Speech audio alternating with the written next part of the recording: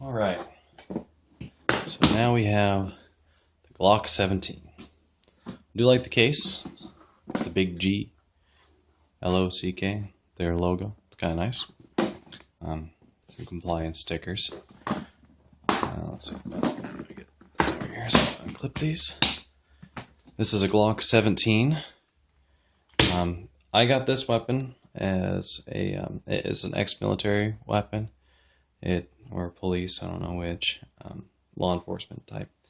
But so it is a little bit different than your standard boxed Glock 17 brand new civilian setup. So this was a law enforcement turn-in. So it didn't have, it wasn't brand new. So first off, Glock always includes a couple of the shells from when it was test fired in the factory. So I don't know if you can see those. It's really not important, but they're there. So whatever, I guess the person initialed it too. I'd love to have that job, by the way, just sit there and fire new guns all day. Come on. There's a little booklet here. It's pretty basic. There's really, it's in different languages. It's got pretty much all of your technical data and specs and everything that you pretty much need and how to operate it. I mean, everything that I'm basically telling you in the video. So, but let's see here. And no, that was just I bought a holster with it. That was the packaging for that. I had to buy this because mine did not come with it, but with all Glock 17s that are sold, this should come with it. I mean, I don't want to speak on their behalf. I'm not a representative of Glock. I'm just a civilian who enjoys the weapons. So mine is like I said, a Glock 17. It is not called the 17 because of its 17 round capacity. It's called the 17 because it is the 17th model that Gaston and Glock developed. You'll see here, it's like this one's stamped restricted / law enforcement government only. It's just basically indicative of it being an ex-military weapon. I've had an impossible time trying to get these magazines to break down. I'll give it another shot today. This one seems to be really stiff. It might be gunked up from being used in military, but let's see if I can get this other one here apart. If it doesn't budge, I'm going to give it a couple seconds. If it doesn't budge, then it doesn't budge. Come on. You know what you would do is depress this little pin here and then slide this forward. But it just really doesn't want to go.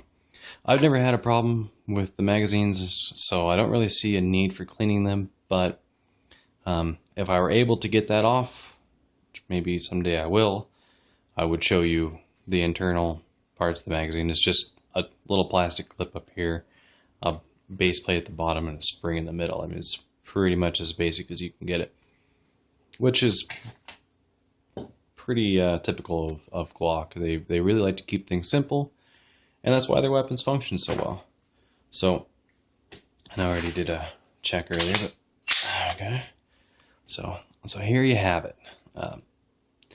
This is, I mean, it's really not to put a pun in there, but it's bulletproof. It's really, really hard to get this thing to malfunction, to fail. I haven't been successful yet, but I'll show you the safety on here is actually on the trigger. There is an internal safety that blocks the firing pin, but we're just going to talk about what we can see and what you typically would see handling this weapon. So you can see when I push down on the trigger, it does move that out of the way. If you want to see a little bit of a closer view of it, I don't know if I can get that quite right, but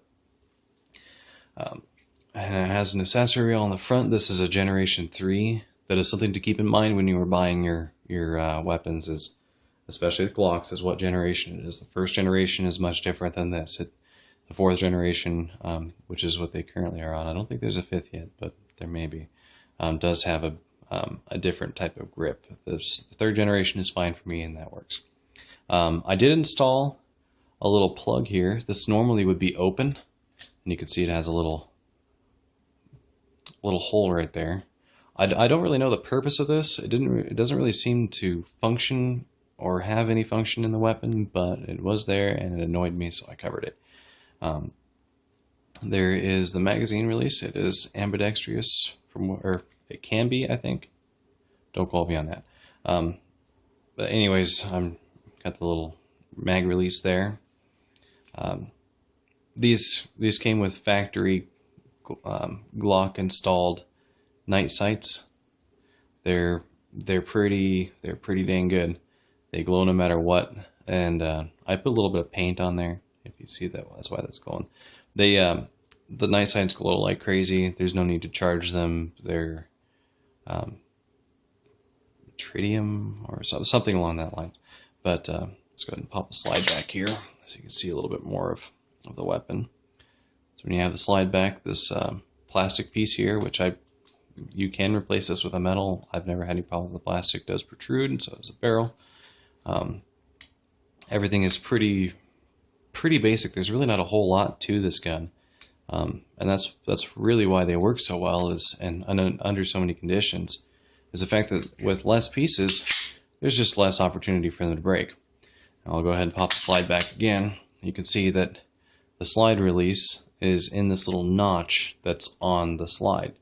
If you take and push this down, your slide will go forward, and you can see that little notch right there. So as far as taking it down or breaking it down for field stripping, it's pretty simple. Let me go ahead and move that out of the way. First off, and this is how the manual shows you how to do it, you check the barrel, make sure that's clear, no magazine inside the weapon, then you dry fire the weapon. This will not hurt the weapon. It is completely fine. It is recommended by Glock to do this. So the old standby of do not dry fire weapons does not apply in this situation. And the second part of the breakdown is you take your thumb and you put it right there, and then you wrap your hand around the top here. This gives you kind of an odd grip on the gun, but you'll notice if you squeeze your grip, you pull the slide back a little bit.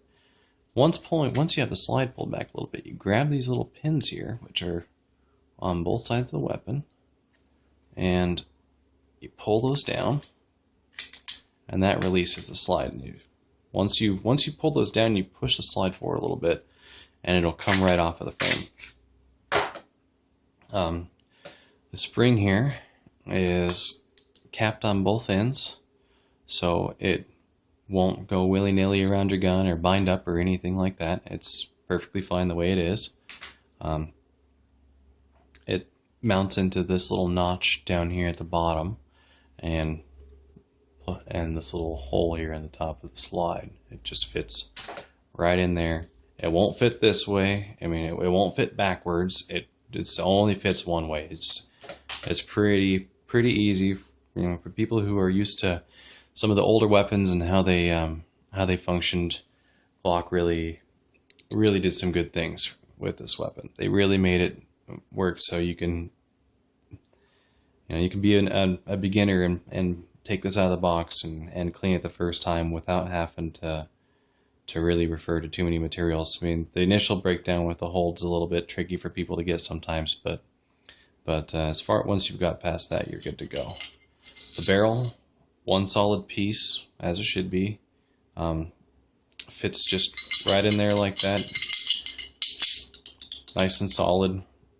All of your firing mechanism is housed inside of there. It's a strike fire weapon. There is no hammer within this weapon, which is a good thing for a lot of reasons. It gives you a much cleaner break, which is the point from when your trigger has hit the wall, or once it comes back into contact with when it's about to engage all the way, it will snap. I have a hard time explaining that.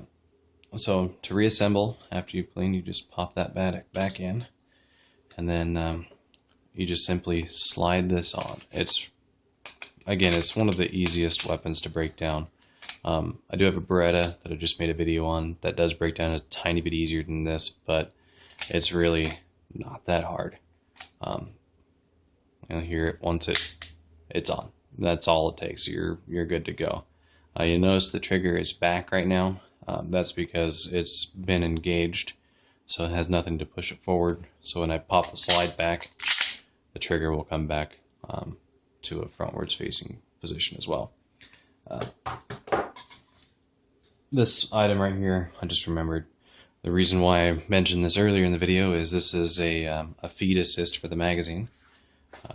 What it does is you have the magazine. This is facing forward. This would be, if you insert it in the weapon, it'd be like this. Also, the bullet would face in this direction. You take and put this with the open part right on the magazine. It doesn't fit the other way, so there's only really one way to do it. And what that does is it has this little pin down here, this little plastic piece that pushes this down. It gives you just enough room to set a shell in there, and you bring it back up, you push a shell in. It's really good once you've got about, getting your last few rounds in the magazine is kind of difficult, but it's really good for that. So you can just take and feed in all your rounds. I don't usually have to use this, but some people do. Some of you might notice what type of round I just put in there. We'll leave that to those experts out there. But go ahead and take that off. Oh, I dropped it, but that's all right. So pretty straightforward, pretty simple. I mean, there's a reason why this is a military gun. It's so you can pop this out and fire it right away. I wouldn't recommend keeping this around, a household where inexperienced gun users are.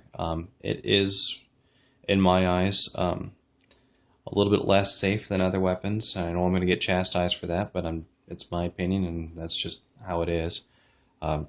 I think that seeing an actual safety and seeing a hammer and just all these indications that the weapon is ready to go is a little bit better than just having this spring or this little piece of plastic here that blocks the trigger from going in. I mean, if you press the side of the trigger, you can't push it back, or both sides at once, you can't push back. You actually have to engage that, which you don't feel it when you're firing. It actually, for me, it kind of fits in the crease between my finger here, so it really doesn't bother me at all. I am going to put one round in the actual chamber of the weapon to show you a little bit about a little indication of the fact that you're ready to go. I don't recommend putting a round in the chamber unless you're ready to fire, but I'm just doing it for the video. So for those of you out there already looking at me and wondering what the hell is he doing, maybe I'll get a little bit of a reaction out of this, and maybe it'll go off and I'll have a better YouTube video than I started off with. So go ahead and pull this back. It's going to chamber the round. Right now, if I squeeze the trigger, it's good to go. I don't have to do anything else. But what I wanted to show you was on the side of the weapon, you'll see the, right here, let me get this to focus a little bit better. You'll see this little piece of metal sticking out. It's very subtle, but it is there. What that is that's the extractor. That'll actually grab onto the rim of the bullet of the casing here. That actually bites onto that and holds on and ejects the shell once it's spent. But that is normally flush if there's nothing in the chamber, which I'll clear the chamber now. Alright, so now the chamber is clear. We can see all that. Go ahead and let the slide forward, and you can see that is no longer forward. So that is really the only indication that the weapon is hot, other than doing a barrel check. So if you're experienced, I mean, this is all in my opinion, but if you're experienced with your weapons, or if you're comfortable with your weapons and you know what you're doing and you have all your safeties in place, this will not fail you in any way whatsoever. But for someone who's a first timer with a pistol, this may not be what they see is right in their eyes. But everything is really up to each individual person, and I hope you enjoyed another one of the thousands of videos on Glocks, but I hope that this one showed you something you didn't see with any of the others. If you have any questions, or if you want to look at anything specific about the weapon, send me a message. I'll go ahead and I'll do it. There's no problem with that. And I just do this out of the, I would say goodness of my heart, but it's just entertainment to me. But anyways, I hope you have a wonderful day and enjoyed this video.